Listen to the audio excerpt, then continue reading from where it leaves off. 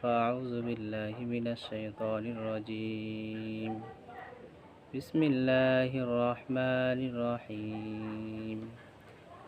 إن الله وملائكته يصلون على النبي يا أيها الذين آمنوا صلوا عليه وسلموا تسليما. اللهم صل على سيدنا ونبينا وشفيعنا وحبيبنا ومولانا محمد صلى الله عليه وعلى آله وأصحابه وبارك وسلم. اللهم صل على محمد وعلى آل محمد كما صليت على إبراهيم وعلى آل إبراهيم إنك حميد مجيد. اللهم بارك على محمد وعلى آل محمد كما باركت على إبراهيم وعلى آل إبراهيم إنك حميد مجيد. আলহামদুলিল্লাহ, রব্বুল আলমিনের দরবারে অসংখ্য অগণিত শুকরিয়া যে আল্লাহ তাআলা আমাদেরকে দিন একটি মজলিসে কিছু কথা বলবার এবং শুনবার তৌফিক দান করলেন বলি আলহামদুলিল্লাহ। আজকে আমরা কথা বলবো হাদিসে জিব্রাইল নিয়ে। কিতাবের মধ্যে পাওয়া যায় একটা হাদিস, বড় একটা হাদিস, প্রসিদ্ধ একটা হাদিস, ওটার নাম হলো হাদিসে জিব্রাইল। এই হাদিসকে কেন হাদিসে জিব্রাইল বলা হয়, এই হাদিসকে কেন হাদিসে জিব্রাইল বলে, তা নিয়ে হবে আলোচনা। তো এখন আমরা আলোচনা করব ইনশাআল্লাহ হাদিসে জিব্রাইলকে নিয়ে। হযরতে আবু হুরায়রা রাদিয়াল্লাহু তাআলা আনহু থেকে হাদিস বর্ণিত, উনি বলেন যে একবার আমরা অনেকজন সাহাবী আল্লাহ রাসূলের দরবারে বসা। এরকম সময় একজন লোক রাসূল আকরাম সাল্লাল্লাহু আলাইহি ওয়াসাল্লামের দরবারে আসলেন এবং রাসূলকে প্রশ্ন করলেন, ঈমান সম্পর্কে আপনি আমাকে বলেন। হযরতে আবু হুরায়রা রাদিয়াল্লাহু তাআলা আনহু বলেন যে আমরা যখন রাসূলের দরবারে বসা, এরকম সময় একজন লোক রাসূলের সামনে বসলেন। রাসূলকে প্রশ্ন করতেছেন যে ঈমান সম্পর্কে আপনি আমাকে বলেন।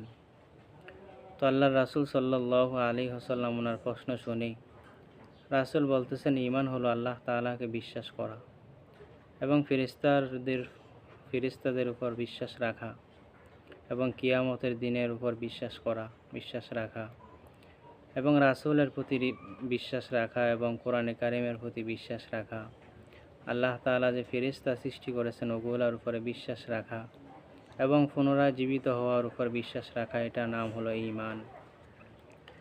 ওই লোক পুনরায় আবার রাসূলকে প্রশ্ন করতেছেন, ইসলাম কি? ইসলাম সম্পর্কে আপনি আমাকে বলেন।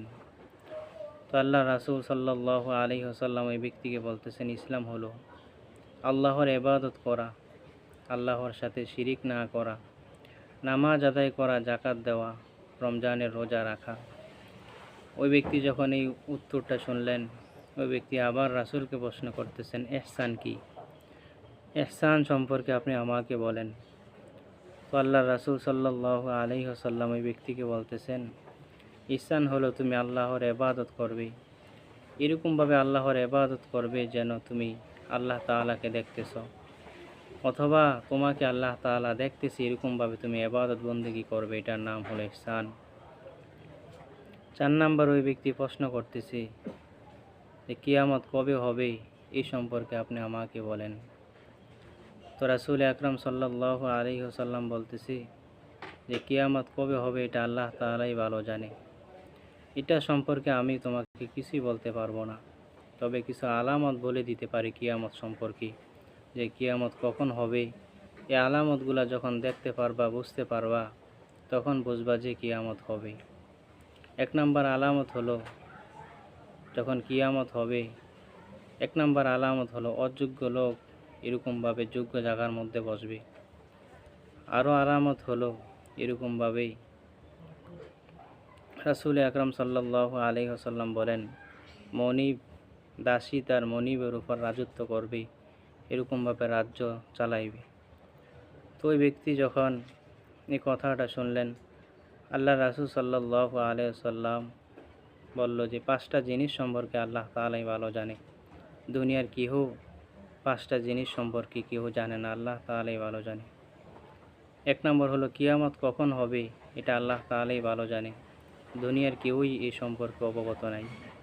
দুই নম্বর হলো কখন কোথায় বৃষ্টি হবে, এটা আল্লাহ তাআলাই ভালো জানে, এটা দুনিয়ার কেউই জানে না। তিন নম্বর হলো মার পেটে যেই সন্তান, এটা কি ছেলে হবে নাকি মেয়ে হবে, এটা সম্পর্কে আল্লাহ তাআলাই ভালো জানে, দুনিয়ার কেউই জানে না। চার নম্বর হলো আগামীকাল কে কোথায় আসবে, কোথায় যাবে, এটা সম্পর্কে আল্লাহ তাআলাই ভালো জানে, দুনিয়ার কেউই জানে না। পাঁচ নম্বর হলো কোথায় কখন কে মারা যাবে, এই সম্পর্কে আল্লাহ তাআলার কাছে ইলম আছে, দুনিয়ার কারো কাছে এই ইলম নেই। এগুলা শোনার পর ওই লোকটা যখন চলে যাইতেছে, রাসূল আকরাম সাল্লাল্লাহু আলাইহি ওয়াসাল্লাম ওই লোকটাকে ডাকলেন এবং বলতেছেন তুমি দাঁড়াও। তখন সাহাবায়ে কেরাম রাদিয়াল্লাহু তাআলা আনহু সামনে গিয়ে দেখে যে ওই লোকটা আর নাই। তো আল্লাহর রাসূল বুঝতে পারলেন উনি তো মানুষ নয়, উনি তো জিবরাইল আলাইহিস সালাতু ওয়াসসালাম। তো জিবরাইল আলাইহিস সালাতু ওয়াসসালাম রাসূলকে কিছু প্রশ্ন করলেন এই কারণে যে রাসূলকে এগুলা সম্পর্কে অবগত করলেন।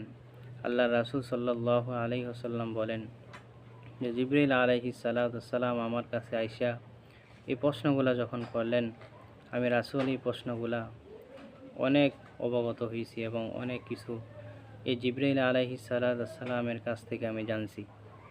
তো রাসূল আকরাম সাল্লাল্লাহু আলাইহি ওয়াসাল্লাম বলেন এই হাদিসটা আমি জিবরাইল থেকে শিখছি, এই জন্য হাদিসকে হাদিসে জিবরাইল বলা হয়। তো রাসূল আকরাম সাল্লাল্লাহু আলাইহি ওয়াসাল্লাম বলেন যে তোমরা যখন ঈমান নামের দৌলত তোমাদের সামনে আসবে, তোমরা যখন মুসলমান হবা, 5 ওয়াক্ত নামাজ আদায় করবা, ঈমানটাকে তোমরা মজবুত করে শক্ত করে ধরবা। মদিনার মধ্যে একজন সাহাবী ছিল, উনি কৃষক সাহাবী ছিল।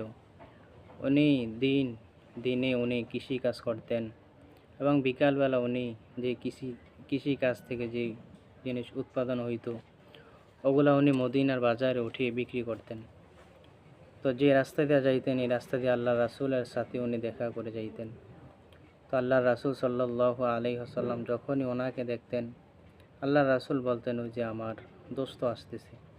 ওই ব্যক্তি আবার যখন আল্লাহ রাসূলকে দেখতেন, ওই ব্যক্তি বলতো যে আমার দোস্ত আল্লাহ রাসূল আসতেছে। তো আল্লাহ রাসূল যেন এটাই বুঝাইতে চাইলেন যে তোমরা দুনিয়ার মধ্যে এরকমভাবে থাকবা, আমার নবীর সুন্নতগুলো এরকমভাবে আদায় করবা, ঈমান নামের দৌলতগুলো এইভাবে আঁকড়িয়ে ধরবা যেন হাসরের ময়দানে আমি রাসূল তোমাদেরকে দেখি বুঝতে পারি, চিনতে পারি যে এটা আমার উম্মত। হাসরের ময়দানে যেন আল্লাহ তাআলার কাছে আমি বলতে পারি ওইটা হলো আমার উম্মত, আর তোমরা যেন বলতে পারো যে এটা হলো আমার রাসূল মুহাম্মদুর রাসূলুল্লাহ সাল্লাল্লাহু আলাইহি ওয়াসাল্লাম। এজন্য আল্লাহর রাসূল বলেন যে হাদিসে জিবরাইল থেকে তোমাদেরকে এটাই শিক্ষা গ্রহণ করতে হবে যে ঈমান আনতে হবে রব্বুল আলামিনের উপর। কিয়ামত কবে হবে, কিয়ামতের কী আলামত, এগুলো তোমাদেরকে শিখতে হবে, জানতে হবে। এগুলো সম্পর্কে যখন তোমরা জানবা, রব্বুল আলামিন বলেন, তাহলে তোমরা সব কিছুই অবগত গ্রহণ করবা এবং তোমাদের যে ঈমান এটা রব্বুল আলামিনের প্রতি মজবুত হবে, শক্ত হবে।